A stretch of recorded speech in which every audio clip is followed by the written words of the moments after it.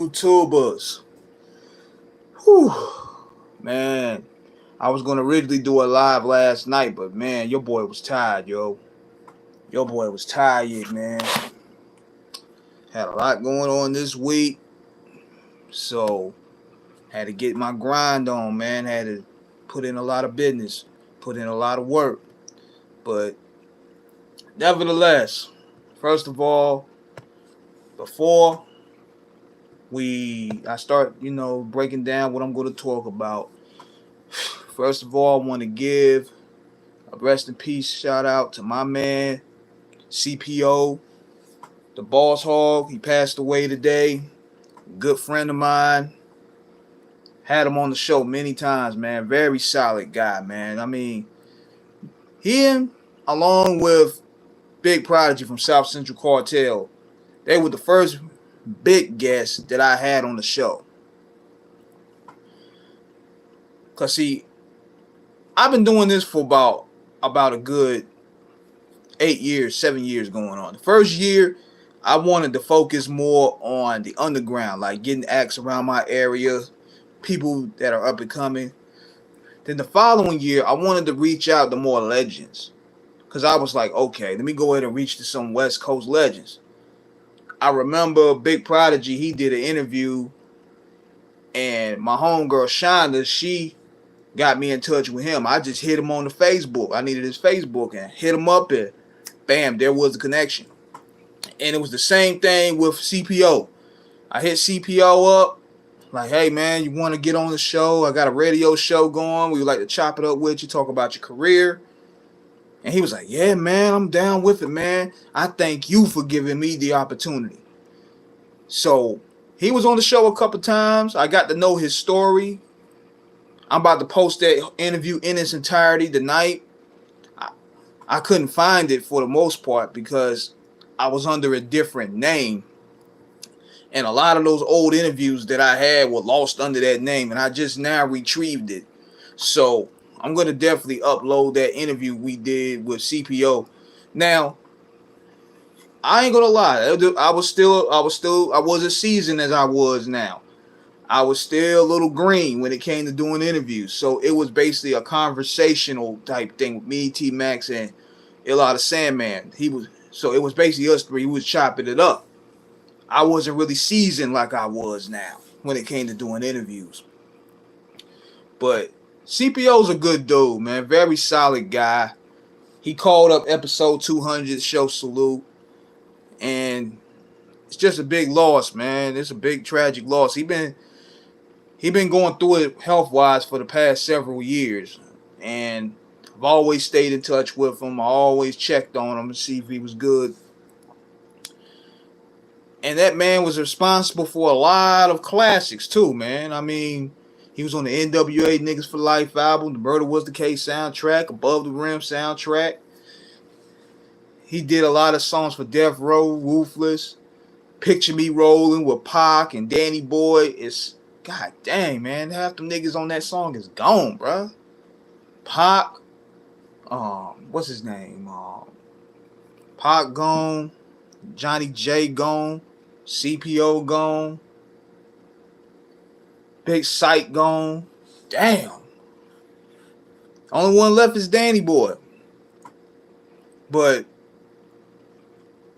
he got down on that interview. He talked about he was just now really getting the royalties off that song. He been fighting for years to get royalties off that song. And when they put it on, I think they put it on with the GTA joint, I believe. He started really getting his money. I think that's what it was to my knowledge. But total tragedy, man. I mean, I'm going to definitely miss that dude, man. I was going to hopefully reach out to him and bring him back on the show again. But we always going to, hold his memory in vain. That's what we do with Off the Cuff Radio, man. That's why we reach out to a lot of these legends to let them know that we appreciate your contributions, the love, and the genuine support that you've given us. And none of that Hollywood shit, none of that I got to pay to get on shit. He was a real genuine guy, man. And thank you, CPO the Boss, man. We love you, bro. We miss you. One of my inspirations, as a matter of fact, with my personal style. I said this many times. I told him that when it comes to me wearing brims. If you look at my Facebook page, I wear a lot of brim hats. And between him and my pops, they were my inspirations when it comes to that style. A lot of legendary niggas rock the brim, yo. Myself, CPO, you can look Pac did on the Live and Die in LA joint. Q rocked it. You a legendary nigga if you rock the brim, dog. So, rest in peace, my friend. We see you on the other side, man. We thank you for your contributions to the culture. So, with that being said, I got to get into this here. Mr. Potato Head, Steve Harvey, he was talking about cancel culture is killed comedy. I'm going to read this article to y'all real quick. Hang on. He said, Steve Harvey, who takes on an unlikely role. Hold on a second. How you doing, King Eric? I'm good, bro. I'm good, man. I was a little tired. I was going to do a live yesterday, but I was burnt. I was tired. So I just said, you know what? I'm going to sleep. I'm going to handle my business and keep it moving. Yes, sir. CPO the Boss, man. Good friend of mine passed away today. We're going to rep him well, man. I'm going to add the interview that we did with him in 2015 up. I'm going to upload that. I only was able to post a clip of it because for some reason I had issues with Blog Talk. His verse on Peak Jimmy Rolling was a vibe. Yeah. Same that joint, the Murder Was the Case joint. That was my shit. This is how it's done, like 1, 2, 3. Let the motherfuckers know. Then they back to the key. Only no. Gonna get it, Boss Hogg. Y'all know Corrupt did that beat. Corrupt was actually a good producer, actually. Fool Nayik. Yes, sir, man. Find them, fuck them, flee. CPO, he actually told me that he got some song they did off Death Row that they just put out anyway. And they lied to him saying they deleted to the song, but them niggas went ahead and put it out anyway. He said he was pissed. Said he was mad as hell, yo, because they told him that he didn't like those songs. Some of them songs you see on YouTube with the Death Row logo, he didn't like them songs at all. He didn't want them to be heard. But they lied to him and told him we deleted the songs. Next thing you know, you see them shits on YouTube. He was pissed. But man, I'm gonna miss that dude, man. One of the most solid guys I've ever met. So pay our respects to him, man. A pioneer to this shit. So I'm gonna go on to this here talk about Mr. Potato Head, Steve Harvey, man. He was talking about cancel culture is killing comedy. I'm gonna give my opinion on it after I read this article to y'all. He said, Steve Harvey, who took on an unlikely role in the new ABC primetime show Judge Steve Harvey, said cancel culture played a big role in why he no longer does stand-up comedy specials. Harvey, who was discussing Judge Steve Harvey in a session during the Virtual Television Critics Association 2022 Winter Press Tour, was asked a question about whenever he might return to stand-up comedy. He said, and I quote, the only way I can do one more special is that it will have to be the end of my television career, because it will end my television career, Harvey said. See, we live in cancel culture now, and no stand-up alive that is sponsor-driven can say anything that he wants to. Chris Rock can't, Kevin Hart can't, Cedric Entertainer can't, D.L. Hughley can't. I can go down the list. The only person that can say what they want to say on stage is Dave Chappelle, because he's not sponsor-driven. Harvey said, referring to Chappelle's special on Netflix, he's subscription-driven. Now, see, here's my thoughts about that. That's y'all niggas' fault. What y'all did, y'all took y'all brands and you signed up with these corporations knowing you got to play by their rules now. See, they got the same people that's endorsing cancel culture is cutting your checks. So you got to play single file. You got to follow the rules, buddy. You can't sit there and cry about it now.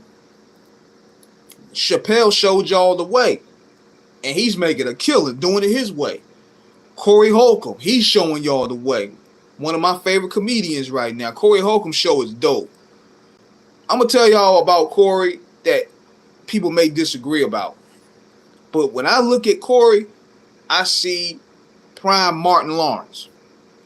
Now, he doesn't have the charisma like Martin Lawrence, of course not. But the brash tone, the unapologetic tone, that's Martin all the way, because he don't apologize for nothing. He's about comedy. He's about laughs. He ain't afraid to offend anybody. Yeah, Corey Holcomb is dope, man. Even though I don't like how he did Zoe Williams, but that's something between them. But I like the fact that this dude sticks to his guns. Because these niggas, man, they signed their brands away for the bag. So now you got to play the game. You can't say what you want to say. Cancel culture owns your brand. Steve Harvey working his ass off. He got 6 TV shows? He ain't happy. And you know what? And y'all people need to stop doing this. Y'all need to stop sharing that rich people don't sleep speech by that fool. You need sleep, bro. Because you see what he's doing. He's working 6 times. He's working 6 straight times to keep that gold digger wife of his happy, for one. That's for one. Then I don't like what he said the other day. Doggy Diamonds talked about this. He said that he's not going to leave his children any inheritance. Now, what kind of selfish individual is that? Like, you got to be a selfish ass nigga to sit there and leave nothing for your kids. So basically, when you dead and gone, you won't give it back to the corporations. That's the type of nigga we dealing with, man. When you got people that put the bag over inheritance and future inheritance, like, come on, man. Come on, man. I can't respect that dude. Now, he's a funny dude. I'm not going to lie. Steve Harvey's a very funny individual. But his stances on life, I can't respect at all. Especially when he's sitting there in front of a white audience. He going to talk about he don't give a damn about slavery. That rubbed me off the wrong way right there. I stopped fucking with that potato head ass nigga. I really did after that, because it's like, you can't sit there and put down the black struggle in front of a white audience and make fun of it. What's wrong with you, bro? Have some awareness about yourself. But he can't complain now, because it's like, you signed the rights. D.L. Hughley signed it. Cedric signed it. You want to get that sitcom bag. You want to get that big bag. Now y'all got to play the game. Chappelle ain't got to do that. That's what I respect about Dave. He's running his own train at his own accord. He running at his own accord. He can say what he want to say in the likes of comedy. And he can take the backlash. If Bernie Mac was alive, he wouldn't have signed with any corporation. He kind of did, bro, because he did that Bernie Mac show with Fox. But I don't think he would bend over and play the game like Steve Harvey and them niggas doing. He ain't gonna do that. I don't think Mac is the type of dude that's gonna be apologetic and bow to cancel culture. There's a few people that I can tell you straight up is not gonna do it. Cat Williams ain't gonna do it. You about to make me stop watching Family Feud. Nah, he's funny. He's actually funny. I mean, he's a funny dude, but I don't respect where he's staying as a man. It's totally different.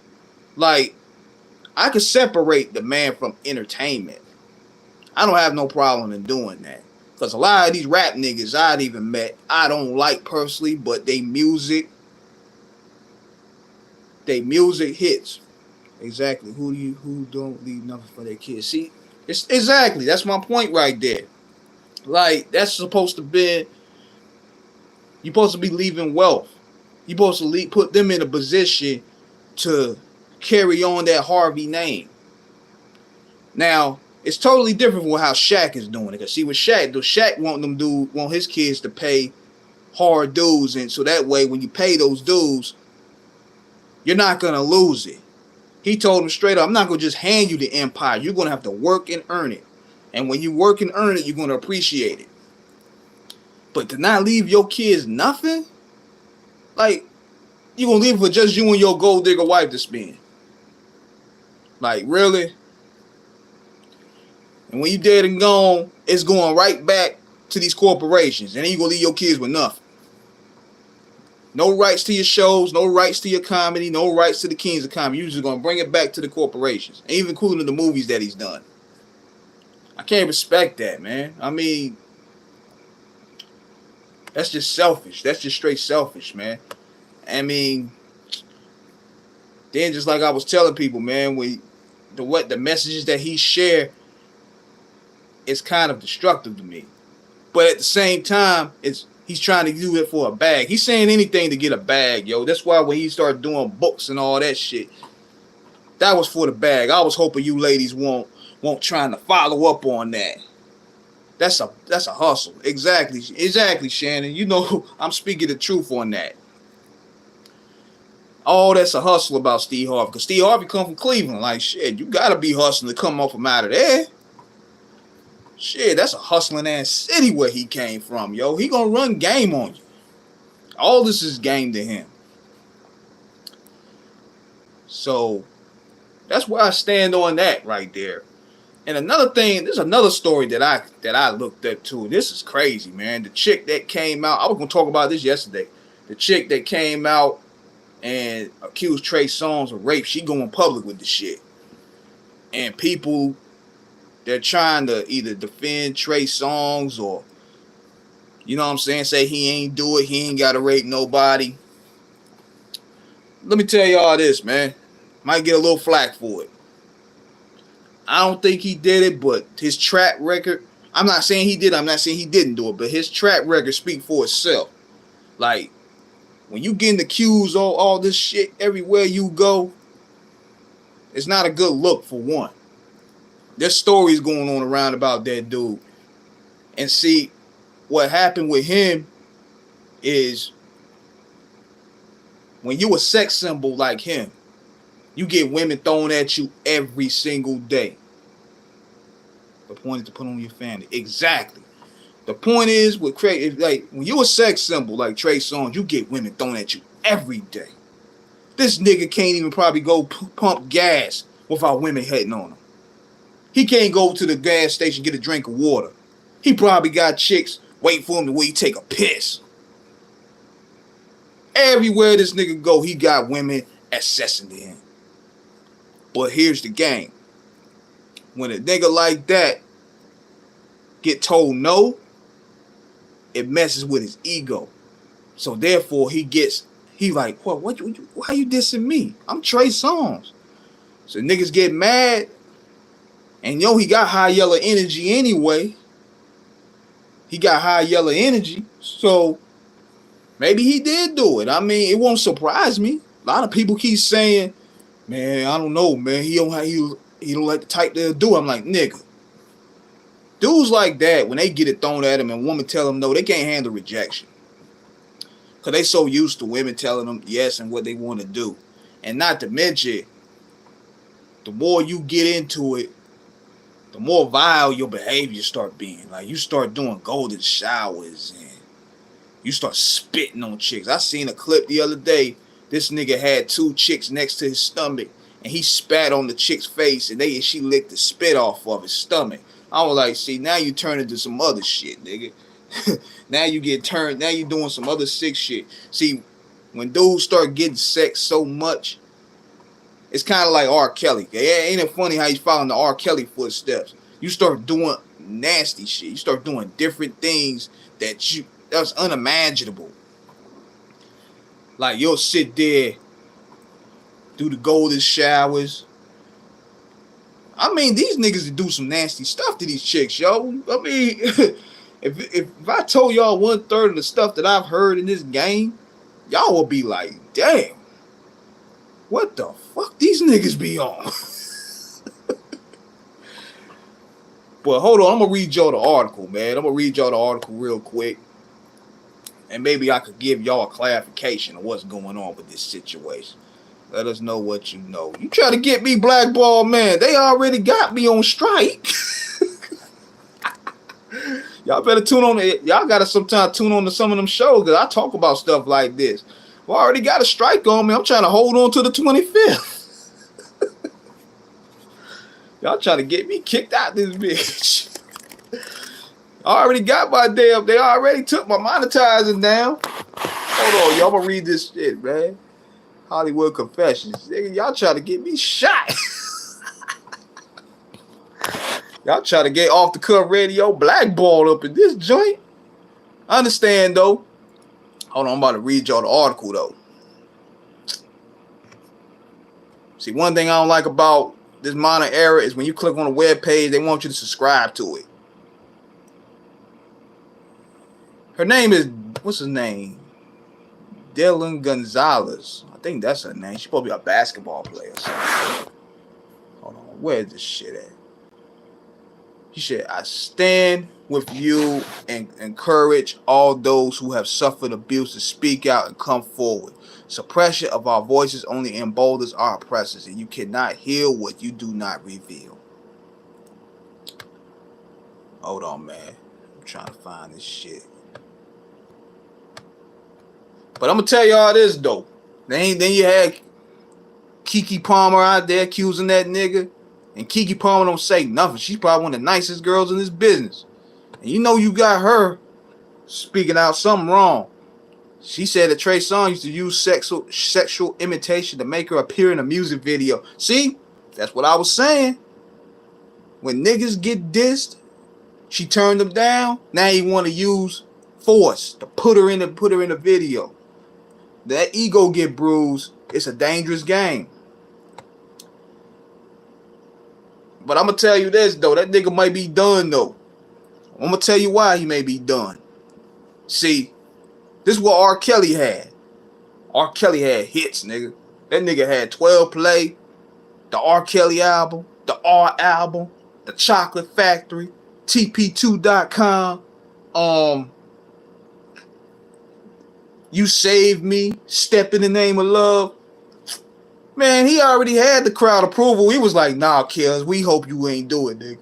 We can't turn these jams off, dog. So he had the cult following to keep him up for a while. Trey Songz, on the other hand, he ain't got that. He cold right now.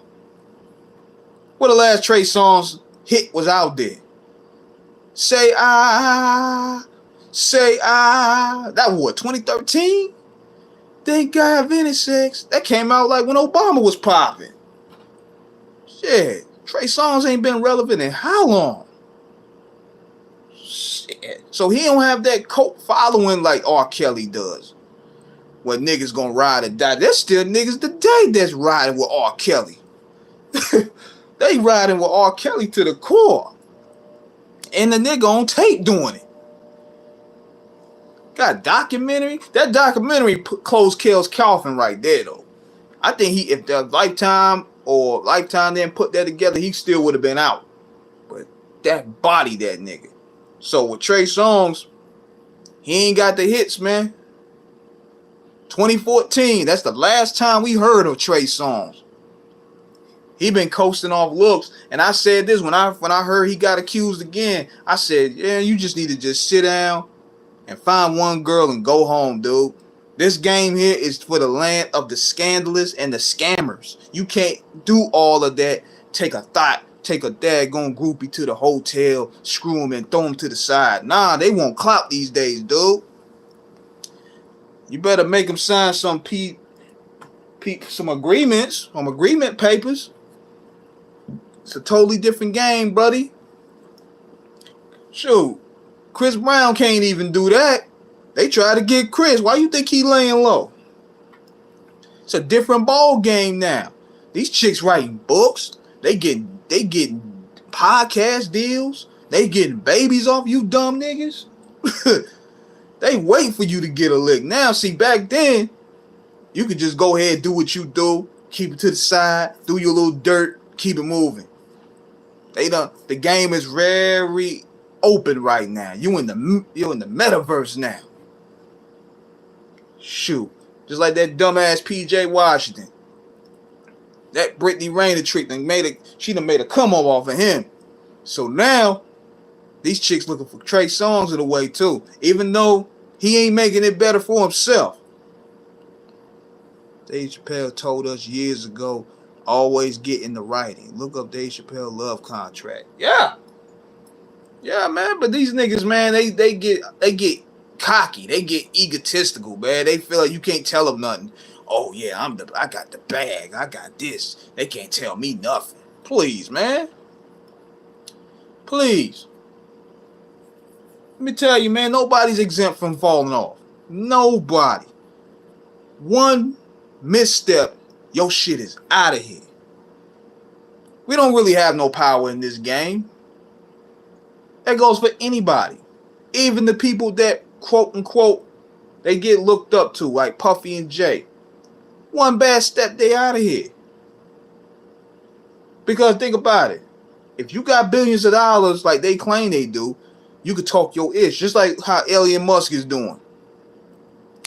These guys got to play the game. One false move, one slip up, they out of here. Stock gone down. Record sales gone down. They can't get no distribution deals. They got to play the game and play it quiet. Especially if you're black. But yeah, Trey Songz, he cooked. To me, he's cooked. He ain't got a hot record in him. He cold out there. Now see, Tory Lanez a very talented dude. Tory Lanez is very talented. He impressed me when he dropped that Daystar album. Impressed the hell out of me. Cause see, I heard some songs here and there. I wasn't really impressed with the dude, but I thought he had some alright talent. But that joint right there made me a fan of Tory. I don't know if he shot Meg in the foot or not, but he made a convincing case on that album. I like how he did it like how the old school guys did it. They speak their pain and what they trials and tribulations from in their music. See, these niggas today, they goofy. They'll go on Instagram and rant all day. Go on live and rant all day. Nah, man, you a musician, man. Put that on your art. I don't want to hear a nigga moan all day. What you, Keith Sweat? Come on, man. It's crazy to me. But yeah, I'm just chopping it up with y'all, man. Y'all think Trey Songz gonna come back? I think he's done. Pretty Boy is done. High Yellow Energy, done. He's out of here.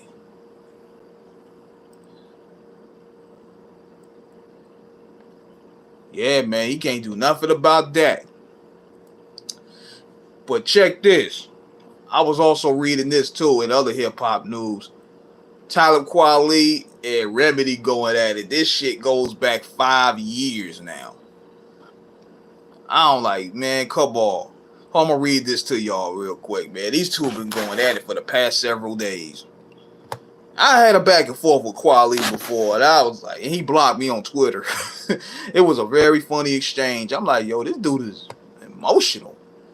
But anyways, here's what was said. Talib said, okay, I know I said I was done, but come on, this is too funny. Racist white rapper Remedy.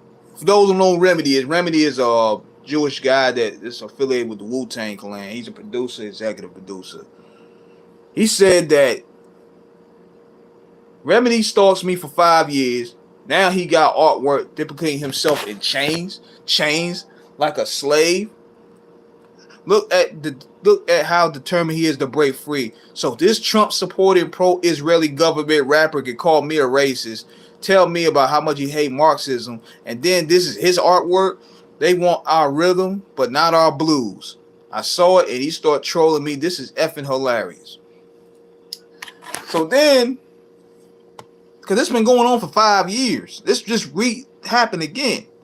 So Remedy went up there talking his stuff. He said, so Talib Kweli is so obsessed with me and can't stop posting and lying. Let me give you some facts. These are all real. Please Google them and read for yourself. Kweli was thrown off Twitter for harassing black women. He is assisting them in unprotected on and offline. Worse than that, turns out to be he's a weasel, he's creepy, cheating predator who has several sexual harassment cases. Read what No Name and rest have said themselves. Then his in-depth infidelity on top of that. Creepy. Please keep this guy away from any woman and children. You know, on top of that, Talib Kweli is a known anti-Semite who goes on rants daily. This is probably why he hates me so much, and the fact that I have a banging new album out called Remedy Meets Wu-Tang. I know that upsets a lot of people. Sorry, I'm just making solid contributions to hip-hop. I do this for the love and the legacy, to fuel the fire. Okay. See, this is the thing I don't like. First of all, I don't like hearing white guys try to play victim. Like, what are you oppressed about? You know what I'm saying?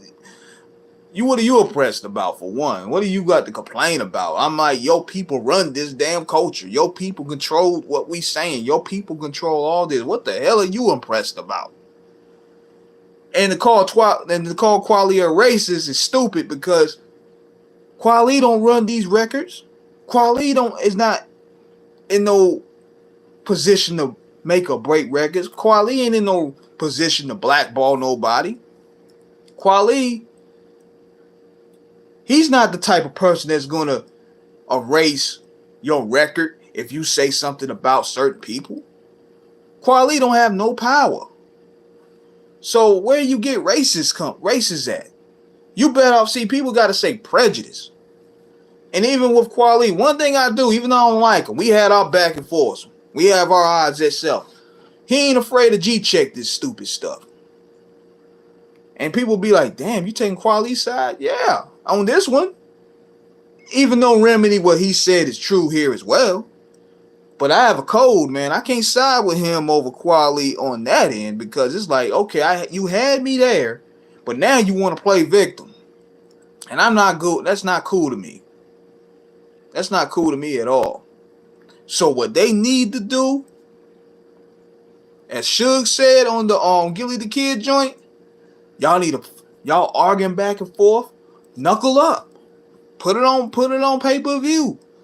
There's no way in hell I could sit there and argue with people for 5 or 6 years and we don't get no head up.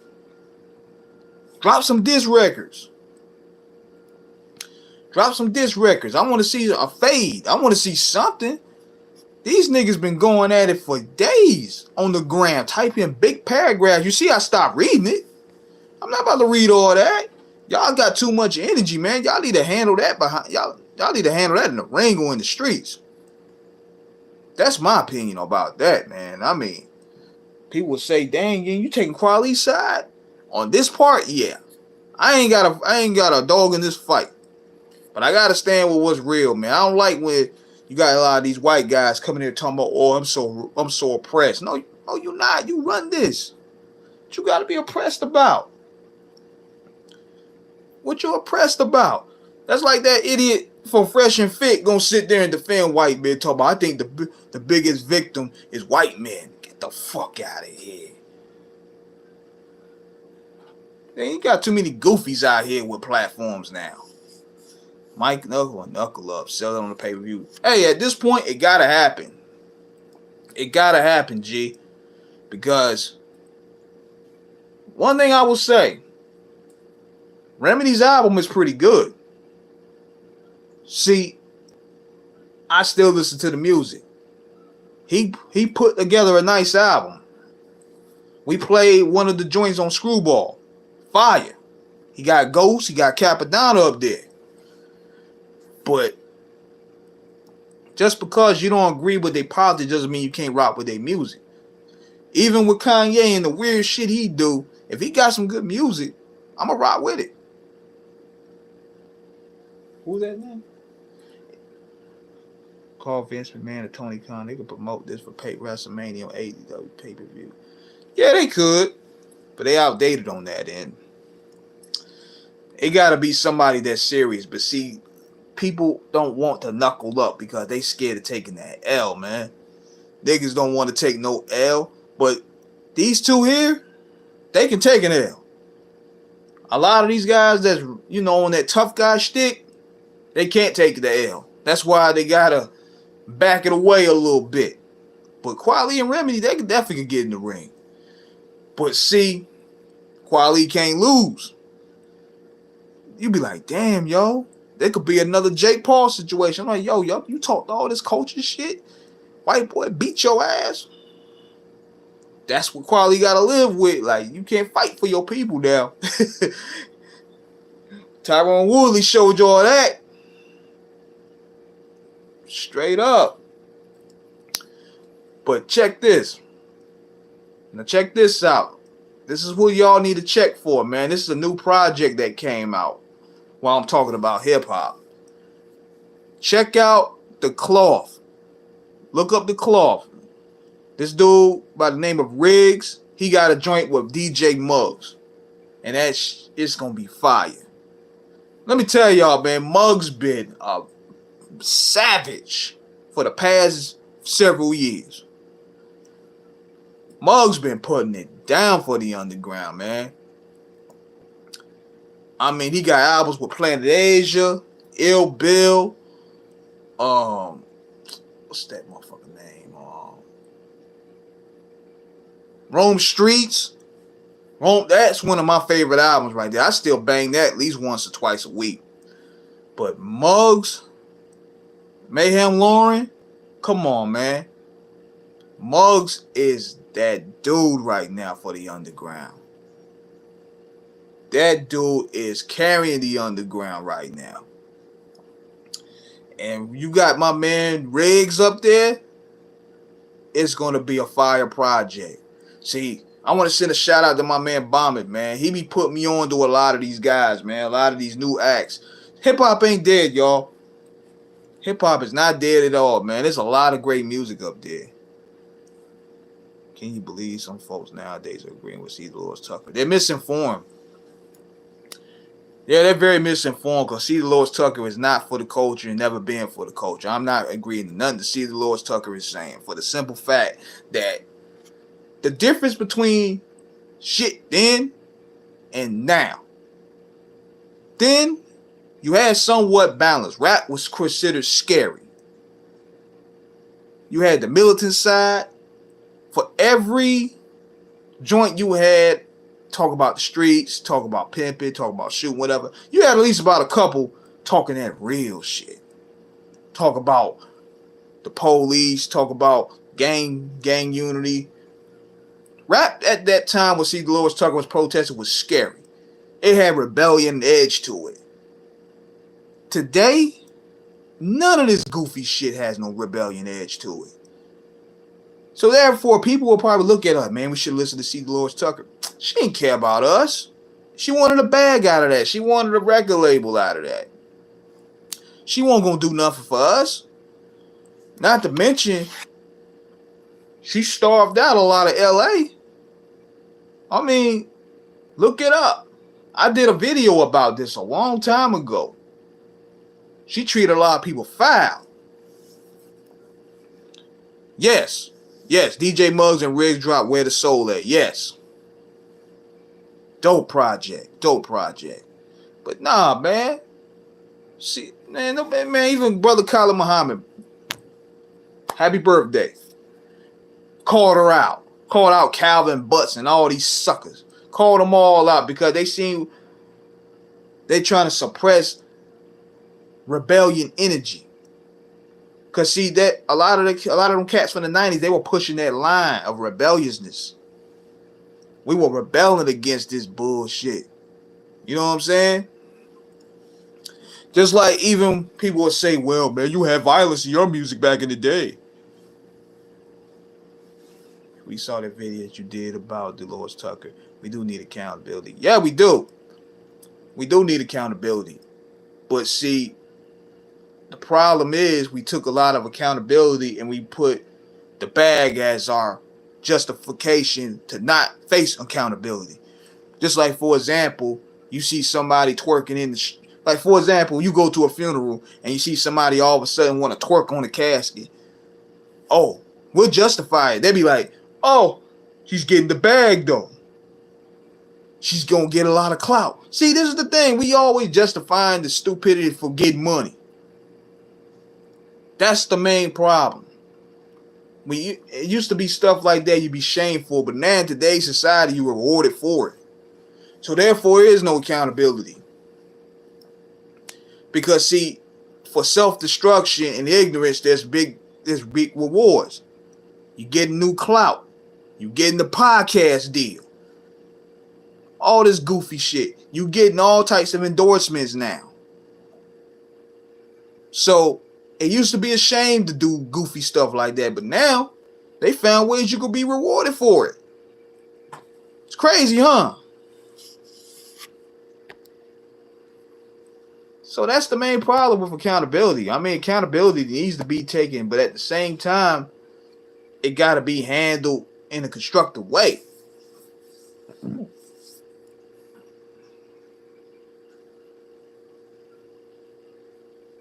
I'm trying to read something else that just popped up right here. Yeah, I'm glad to see a lot of my people giving props to CPO, man.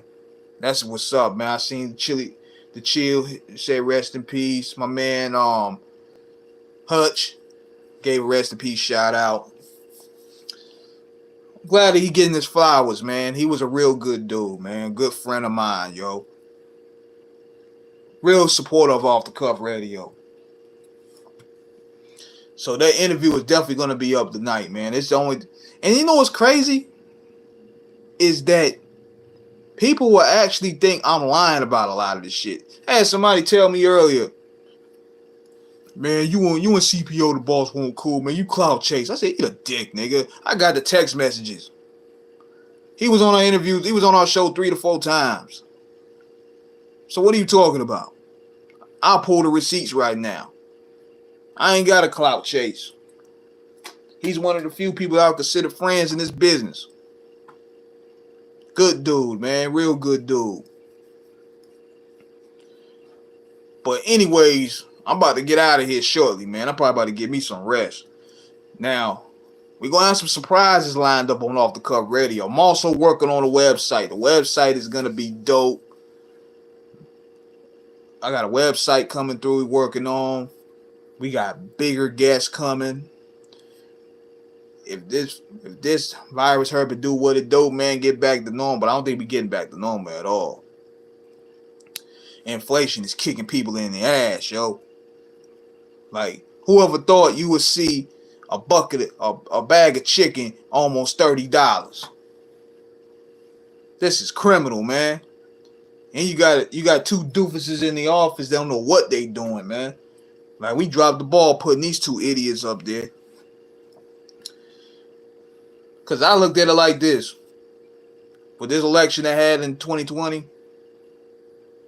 we should have just sat it out, put none of them niggas in, man. Just set it out, wait for somebody else to come within the next 3-4 years. Look at that right there. So, yeah, inflation is killing everybody, yo. A lot of people complaining today. America's just angrier, man. I mean, I don't know this can go a whole year, man. I mean, America is dying. America is dying. This American dream that people been talking about, I've been hearing my whole life, is dying, son. Who is this? Yeah, I was talking to my man Lawrence right there. Delray Richardson, man. My man, Art of Dialogue, did a dope interview with him.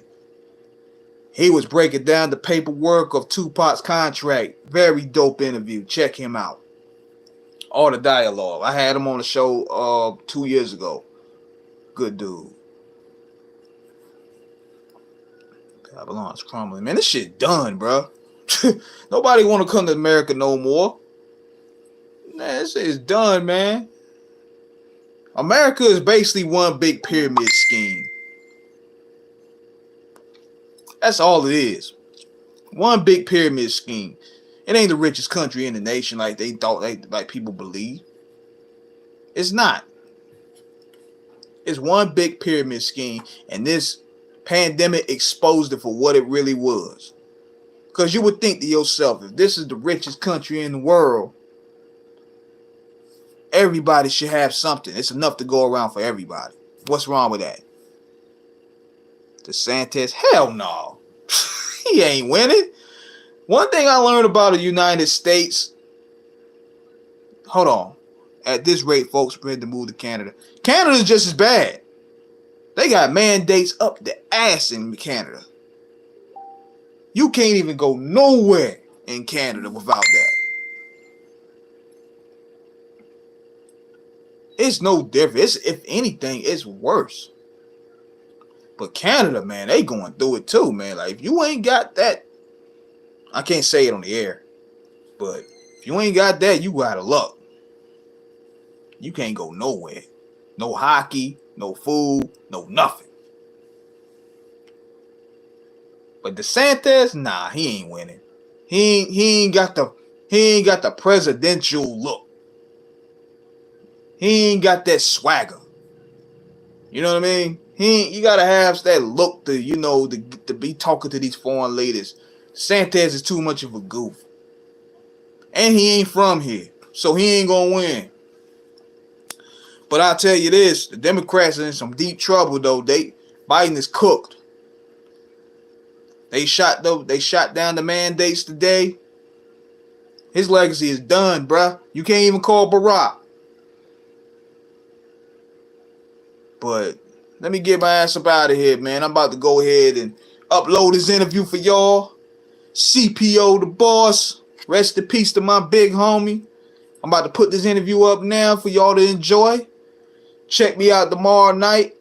I got John Blasingame, man, the owner of Word Up Magazine, chopping it up on the air. So I'm out of here. Much love to y'all. Holla.